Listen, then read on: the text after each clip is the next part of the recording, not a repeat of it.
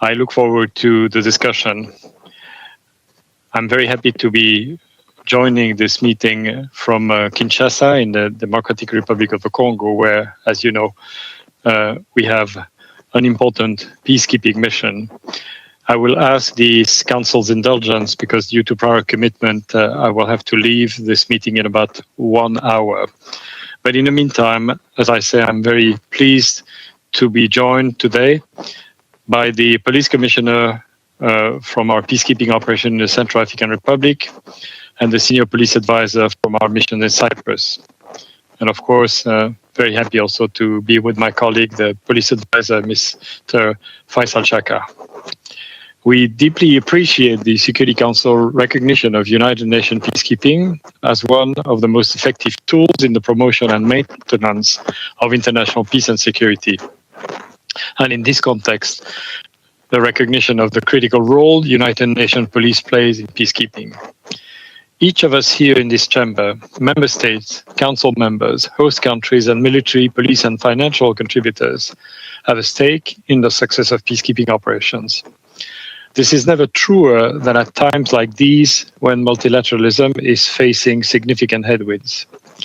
We must all continue to strive to ensure that peacekeeping remains relevant and responsive to the greatest challenges to global peace, security, and development today.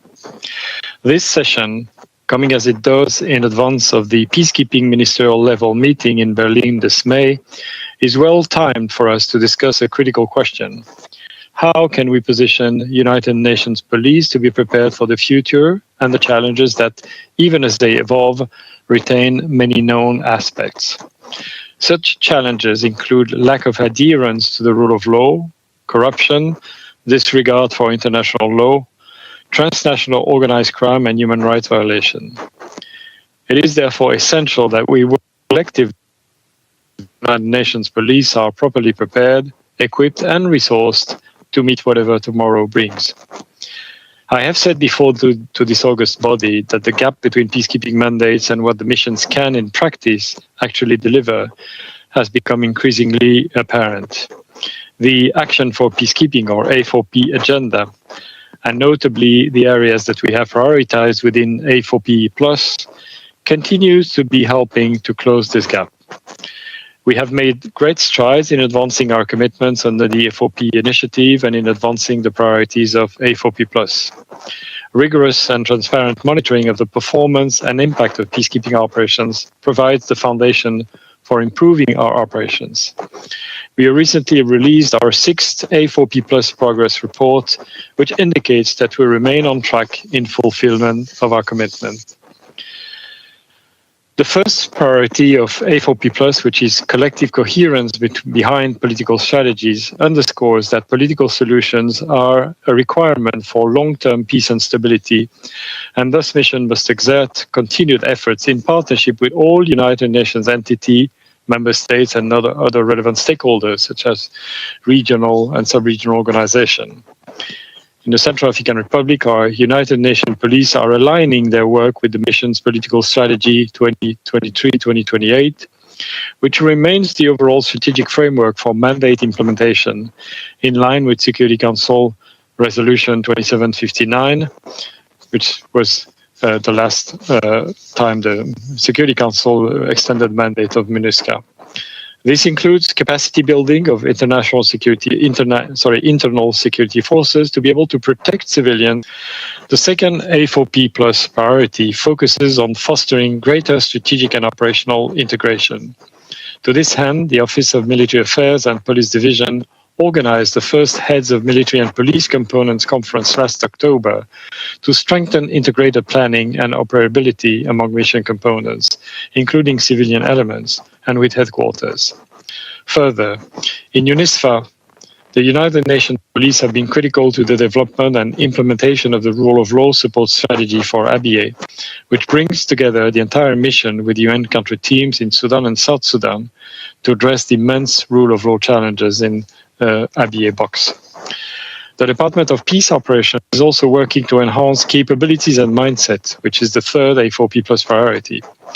as part of the United Nations Police Training Architecture, a first significant step in the full revision of the United Nations Police Commanders course was undertaken in January with the pilot of the revised course in Nairobi, Kenya.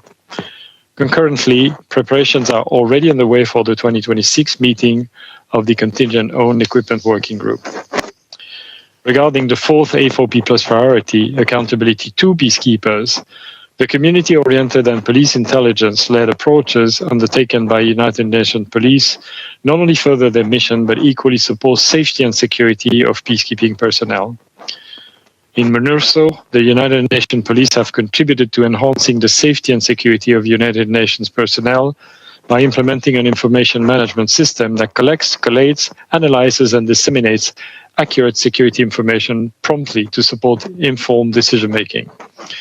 To narrow the gender gap in working and living conditions in field missions, collaboration with the ELSE initiative has been extended into 2026, with 5 pilots projects now having been completed in 4 missions. These projects have resulted in refurbished and constructed camp accommodation that meet the need of our female peacekeepers. The United Nations Police also continue to enforce zero tolerance for sexual exploitation and abuse through enhanced pre-deployment and in-mission training, strengthening the accountability for our peacekeepers. Regarding strategic communication, which is the 6th A4P Plus priority, the United Nations Police contribute to the efforts of the Department of Peace Operations to proactively counter misinformation, disinformation, and hate speech through daily community-oriented policing and awareness raising activities. In line with the 7th A4P Plus priority, we are redoubling efforts to improve cooperation with host countries. In the Central African Republic, the United Nations Police continue to support the political peace process by equipping and training the internal security forces in preparation for the upcoming elections. UNPOL have also contributed to the development of key strategic documents, such as a code of ethics for the national police and a transhumant security work plan, with the aim of enabling the host authorities to better fulfill their responsibilities to protect the population.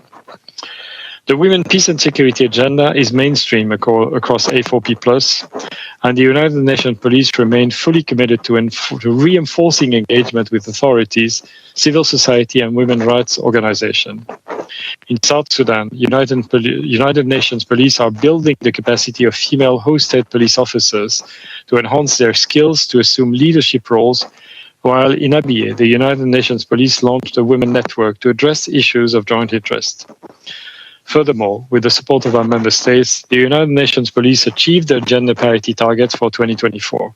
Women currently comprise 1 in 5 United Nations Police officers, including 32% of individual police officers and 17% of members of formed police units. Finally, the strategy for the digital transformation of United Nations peacekeeping remains our guide as we continue to embrace technology, data, and innovation to modernize and improve peacekeeping. The United Nations Police have been working to advance the use of the UnitedWare platform, which provides a comprehensive, integrated database that consolidates data from various sources, including essential information related to patrol planning, incident reporting, and operational activities.